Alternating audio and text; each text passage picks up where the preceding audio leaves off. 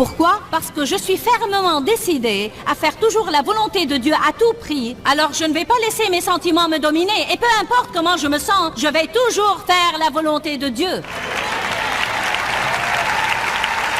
Restez avec nous dans Jouissez de votre vie.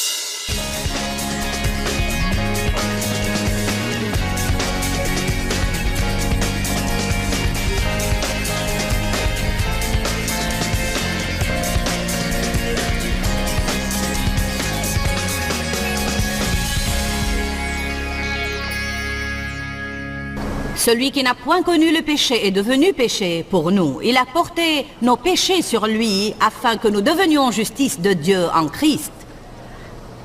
Amen. Je commets des péchés, je fais les choses mal. Mais ceci n'est plus mon identité. Mon identité est enfant de Dieu. Justice de Dieu en Christ.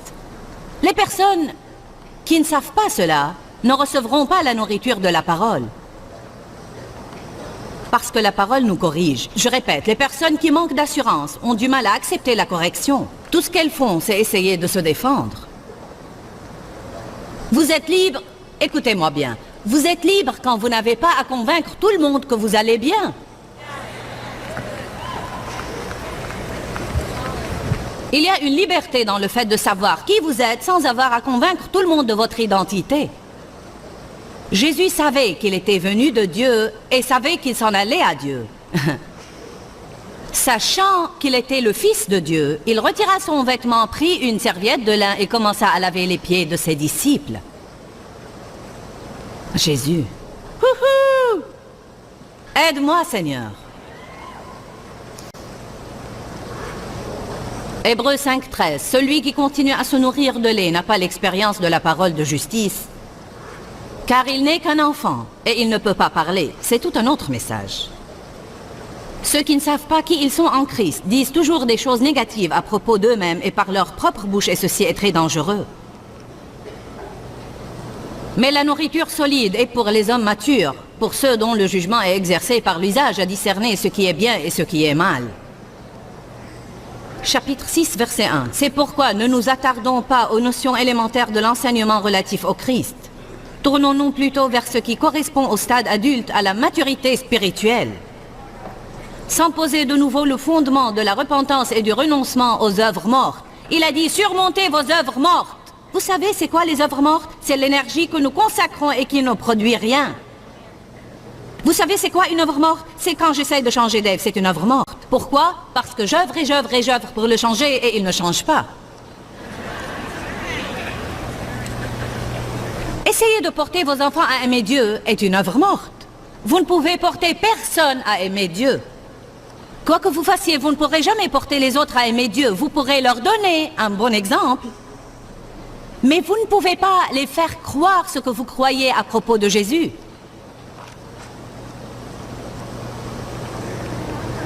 Certaines personnes ont besoin de cela.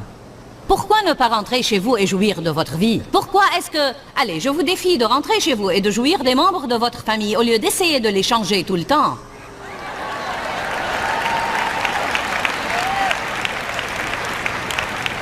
Oh.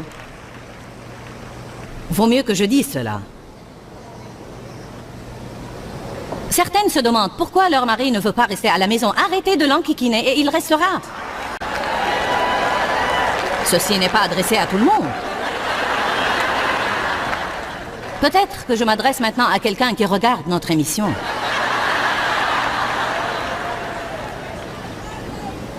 Amen. La culpabilité est une œuvre morte. La culpabilité est une œuvre morte. Elle ne produit rien. Quand je me sens coupable, ceci ne produit aucun bien. Vous savez qu'est-ce que ça me fait? Ça me fait mal à la tête, mal à l'estomac, et c'est une perte de temps. Ça me rend nerveuse. Il y a certaines choses que la culpabilité produit, mais elles sont sans valeur. Je voudrais savoir s'il y a quelqu'un parmi vous qui en a marre vraiment de se faire des reproches.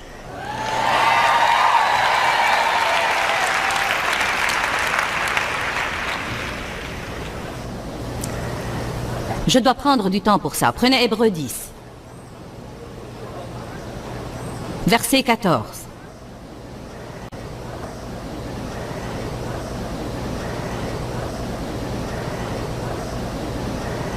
Car par une seule offrande, il a amené à la perfection pour toujours ceux qui sont sanctifiés et purifiés du péché. C'est ce que le Saint-Esprit nous atteste et nous confirme de son côté. Car il dit d'abord, « Voici l'alliance que je ferai, et j'établirai avec eux. Après ces jours-là, dit le Seigneur, je mettrai mes lois dans leur cœur, et je les écrirai dans leur esprit et dans leurs pensées. » Puis il ajoute, « Et je ne me souviendrai plus de leurs péchés, ni de leurs iniquités. »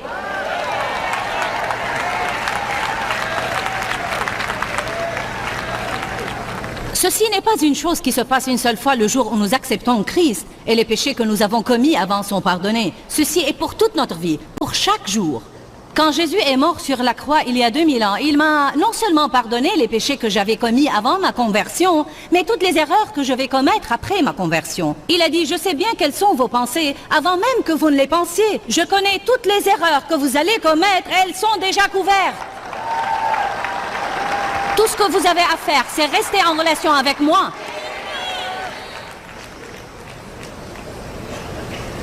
L'amour couvre une multitude de péchés. Je dis au Seigneur peut-être 100 fois par jour, je t'aime Seigneur.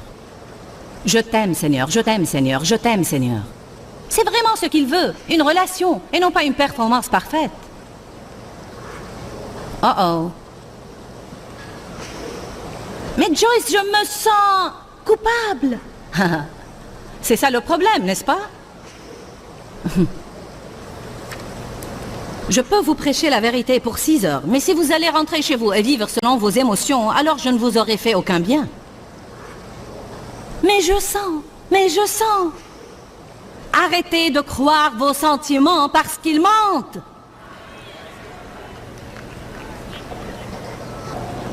La prochaine fois que vous vous sentirez coupable, vous devriez dire « Sentiment, vous mentez ».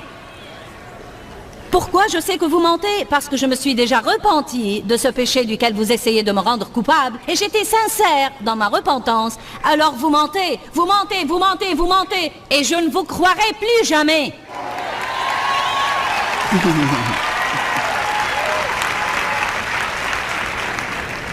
S'il vous plaît, écoutez-moi bien. Si vous n'allez pas rentrer chez vous et faire cela, alors il n'y a rien que je puisse faire pour vous.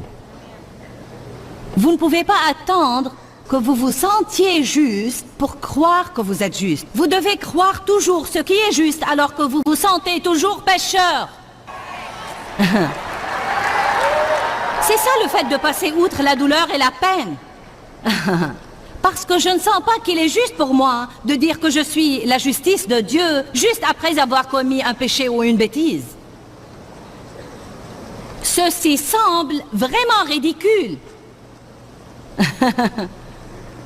Je dois commencer à faire ce qui est juste pendant que je me sens pécheresse. Et alors mes sentiments se remettront au niveau de la vérité. Si je vais attendre que je me sente juste pour croire que je suis juste, alors vous savez quoi? Mes sentiments me contrôleront et Satan les utilisera sûrement pour me garder dans l'esclavage. Mais je sens. Arrêtez de laisser vos sentiments voter.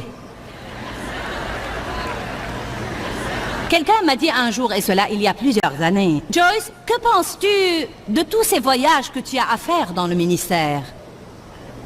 J'ai pensé un peu à cette question, mais je me suis rendu compte que j'avais une grande victoire dans ma vie dont je n'étais pas consciente, parce que quand on m'a posé cette question, quelle était ma réponse? J'ai dit, vous savez quoi? Ça fait longtemps que je ne me suis pas posé cette question. Parce que si je me demandais qu'est-ce que je pense, je n'aimerais pas ça. Je ne veux pas être loin de chez moi la plupart du temps. Je ne veux plus descendre dans les hôtels. Je ne veux plus manger dans des restaurants. Je ne veux plus faire et défaire ma valise, croyez-moi. Qu'est-ce que je pense du voyage? Je ne me suis pas posé cette question. Pourquoi? Parce que je suis fermement décidée à faire toujours la volonté de Dieu à tout prix. Alors je ne vais pas laisser mes sentiments me dominer. Et peu importe comment je me sens, je vais toujours faire la volonté de Dieu.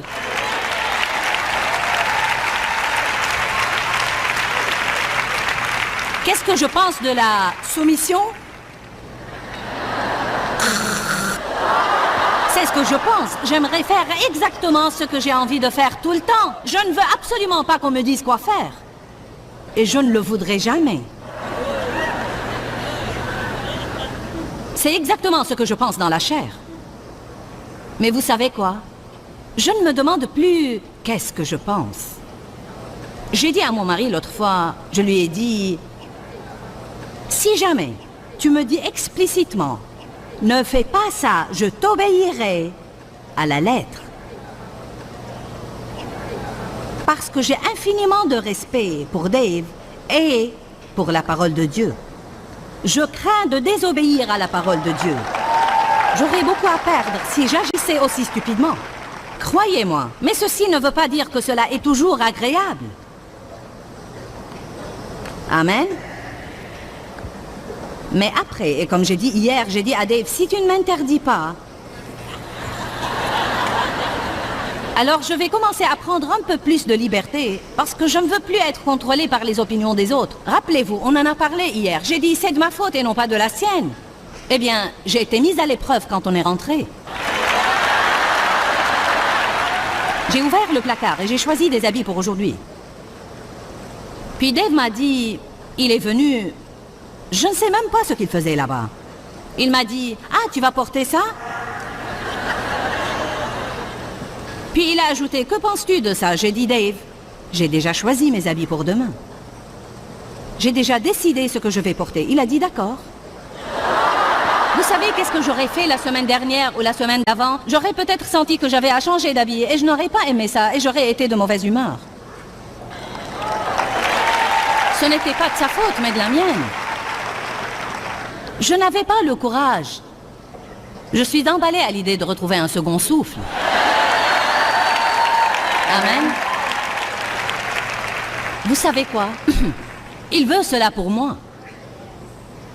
Il n'a jamais voulu que je sois tel que j'étais. En fait, ceci lui causait des problèmes à lui aussi. Décidez de croire la Bible et pas vos sentiments. Que pensez-vous de la honte?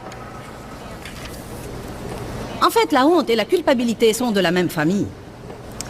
Mais la honte est plus profonde. C'est un problème plus sérieux. Elle peut être cachée au fond de nous, au fond de nos âmes.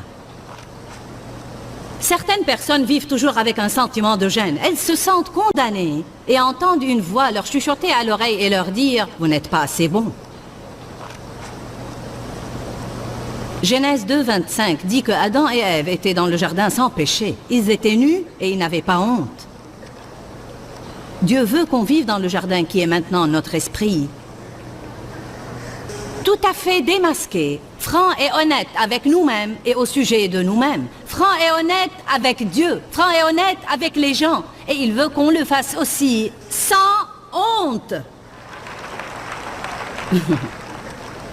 Ils étaient dans le jardin, nus, exposés et sans honte. Si on veut vivre vraiment selon l'esprit, il faut qu'on n'ait pas honte. Je peux maintenant vous raconter des choses de moi qui sont vraiment lamentables sans avoir honte. Parce que nous pouvons être honnêtes et francs l'un avec l'autre.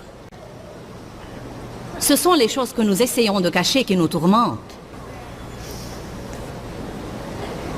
Dans Genèse 3, versets 3 et verset 21, on voit que Adam et Ève, après avoir péché, écoutez bien cela, essayaient de se couvrir.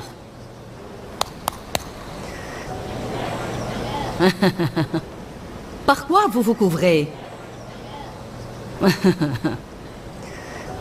Nous essayons de couvrir la façon dont nous pensons de nous-mêmes. Et qu'est-ce que nous faisons?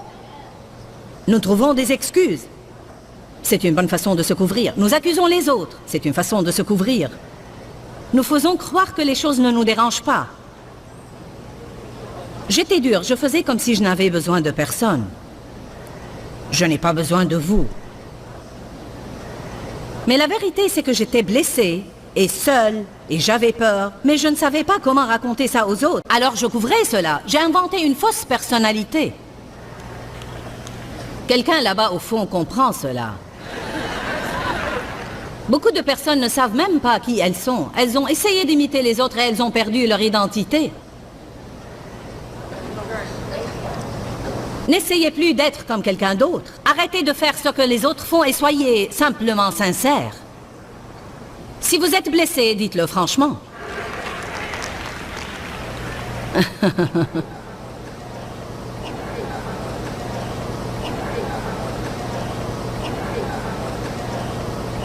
Certaines personnes qui manquent d'assurance ne savent pas avoir des relations sérieuses avec les autres. Elles ne savent que plaisanter, blaguer et chahuter tout le temps. Vous savez pourquoi? Parce qu'elles craignent d'être sincères et honnêtes. Alors tout ne doit être que plaisanterie et blague. Il y a plein de façons de se cacher. Mais le seul problème est qu'aucune d'elles ne réussit. Luc chapitre 12 dit, il n'y a rien de caché qui ne doive être découvert et connu. Amen. Le pasteur Jakes a écrit un très beau roman appelé Les filles cachées. Je n'ai pas pu savoir du titre de quoi il s'agissait, mais quand je l'ai lu, j'ai découvert que c'était l'histoire de 4 femmes qui ont été blessées et comment elles ont caché leur peine et prétendaient être ce qu'elles n'étaient pas, et comment ceci nous tourmente parce que toute personne désire en son fort intérieur de se sentir libre d'être qui elle est et d'être acceptée pour qui elle est. Plus que tout, chacun d'entre nous veut être qui il est et d'être accepté pour qui il est. Amen. Ceux qui ont une nature fondée sur la honte sont souvent déconcertés dans différents domaines. En fait, ces personnes passent toujours d'un extrême à l'autre. Bien sûr qu'il n'y a pas de mal à plaisanter, blaguer et s'amuser, mais certaines personnes ont le sens de l'humour plus que d'autres, et elles sont une source de joie pour les autres. Amen. Je dis parfois à mon fils David ou à mon fils Danny, qui savent bien s'amuser, je leur dis, je veux que vous me fassiez rire aujourd'hui. Il n'y a pas de mal à toute chose qui est modérée, mais quand les choses deviennent exagérées, la porte sera ouverte à Satan. Parce que 1 Pierre chapitre 5:8 dit, soyez sobres, veillez, votre adversaire, le diable, rôde comme un lion rugissant, cherchant qui il dévorera. Ceux qui ont été maltraités développent toujours une nature pleine de honte. À un moment donné dans mon enfance, j'ai arrêté d'avoir honte de tout ce que mon père me faisait et j'ai commencé à avoir honte de moi-même à cause de ce qu'il me faisait. J'ai pensé, il y a quelque chose qui ne va pas en moi pour qu'il me traite de cette façon. Quand vous faites cela, vous empoisonnez votre système. Tout ce qu'il y a en vous devient empoisonné. Si vous pouvez afficher les définitions de ces mots, je vais vous montrer pourquoi la honte est un problème, parce que le mot honte signifie être déconcerté, confus, sec, déçu et empêché. Alors, si vous vous êtes jamais demandé pourquoi tout ce que vous essayez de faire ne réussit pas, peut-être que votre problème, c'est qu'en votre fort intérieur, vous n'aimez pas votre personne. Peut-être qu'au fond de vous-même, vous avez honte de votre personne ou d'où vous êtes issu. Je peux vous dire franchement qui j'étais parce que je ne le suis plus maintenant. Amen. Quel que soit votre passé, ne croyez pas que vous avez à le cacher des autres. Ne le dévoilez pas à toute personne que vous rencontrez, mais peut-être que vous avez besoin de le raconter à quelqu'un. Peut-être que vous avez besoin de regarder quelqu'un et lui dire « j'étais une prostituée ». Tu sais quoi? Je dansais dans un bar, les seins nus. Tu sais quoi? J'ai avorté 3 fois. Sûr qu'il y a des chrétiens qui ne peuvent pas supporter d'entendre quelqu'un dire cela. Même s'ils connaissent bien la parole, ils vous condamneront quand même. Je suggère que vous choisissiez quelqu'un qui vous aime. Mais il faut qu'on soit capable de dire ce qu'on a à cœur et de parler franchement sans avoir une mauvaise conscience de l'avoir dit. Parce que je ne suis plus comme avant. Je suis une nouvelle créature en Christ.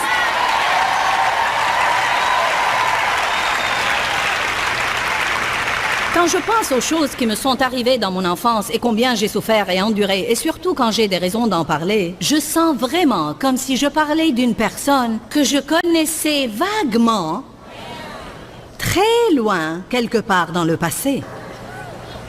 C'est ça la liberté. La liberté, c'est ne pas permettre à votre passé d'avoir une incidence sur votre présent. Amen. Ouh!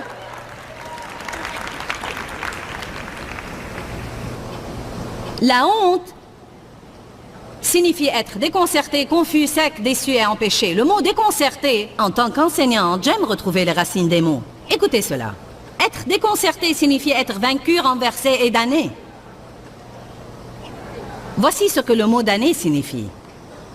Être voué à la punition. Par suite, si j'ai une nature fondée sur la honte, je suis alors voué à la punition. Vous savez comment je suis puni? Je me punis tous les jours en n'aimant pas ma personne. Certains d'entre vous ne savent pas combien la vie serait agréable s'ils acceptaient leur personne. Qu'est-ce qui se passe si vous avez une nature fondée sur la honte? Je veux mentionner quelques points. Ceux qui ont une nature fondée sur la honte sont souvent déprimés. Peut-être que vous vous débattiez contre la dépression. Si c'est votre cas, vous devez vous demander comment je pense de moi-même. Aucun médicament ne pourrait vous guérir. Beaucoup de personnes s'écartent des autres, c'est-à-dire elles vivent isolées des autres. Elles doutent d'elles-mêmes et elles manquent de confiance. La plupart deviennent perfectionnistes. Leur estime de soi est basée sur le fait de faire tout d'une façon parfaite pour que les gens les applaudissent et leur disent « vous êtes parfait ». Je crois que cet enseignement est extrêmement important pour tous ceux qui souffrent de la culpabilité et qui souffrent de la honte. Je sais que j'étais une de ces personnes. J'ai été victime de sévices sexuels, alors j'avais vraiment honte parce que si souvent les personnes qui ont été maltraitées pensent qu'elles sont maltraitées parce qu'il y a quelque chose qui ne va pas chez elles. Alors elles développent un sentiment de fausse culpabilité et honte, et ceci empoisonne toute leur vie. Alors j'espère vraiment, je prie et je crois que vous avez reçu de vraies révélations pour votre vie à partir de cet enseignement, parce que Jésus veut que vous jouissiez de votre vie, parce que Satan vient dans un seul but qui est celui de voler, de tuer et de détruire. Vous avez un droit acheté par le sang, d'être satisfait de vous-même, non parce que vous faites tout d'une façon juste, mais aussi car vous avez une relation avec Dieu à travers Jésus-Christ. Je voudrais vous rappeler de ce que je disais dans cet enseignement, et c'est de gérer vos émotions. Ne leur permettez pas de vous dominer. Nous avons à prendre une décision à cet égard. Bien que nous ayons des sentiments, il ne faut pas que nous leur permettions de gérer. Pourquoi Seigneur, pourquoi? Dans ce livret, Joyce Meyer nous enseigne à travers la parole comment être délivré de la confusion. Pour obtenir ce livret gratuitement, écrivez-nous à Joyce Meyer, boîte postale 40095-6300 Larnaca, Chypre. Ou bien visitez notre site web www.joycemeyer.org/fr.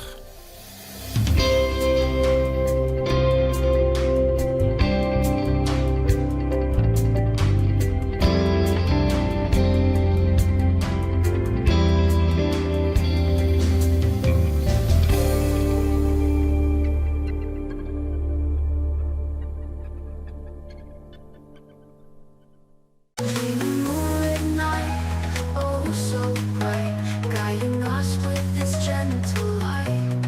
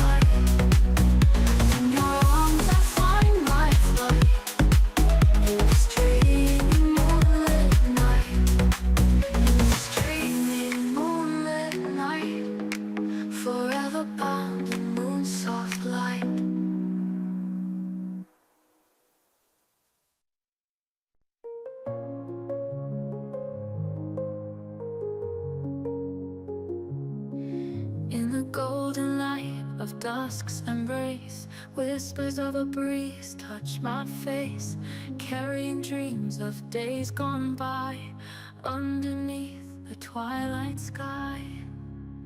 Oh, the evening breeze, so soft and sweet, brings memories of when our hearts were meet. In the glow of the setting sun, our love journey had just begun.